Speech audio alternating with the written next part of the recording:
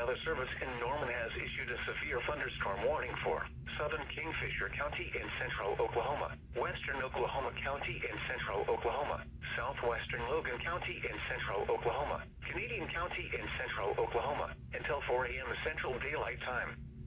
At 3:14 a.m. Central Daylight Time, severe thunderstorms were located along a line extending from 10 miles south of Loyal to 3 miles northwest of El Reno to 6 miles west of Union City, moving east at 40 miles an hour. Expected hazards include 60 miles an hour wind gusts. This is a radar-indicated threat. The following impacts are expected. Expect damage to roofs, siding, and trees.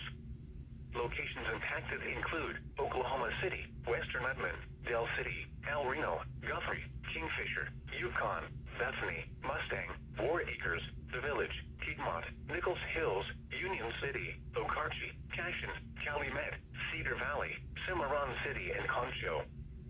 For your protection, move to an interior room on the lowest floor of a building.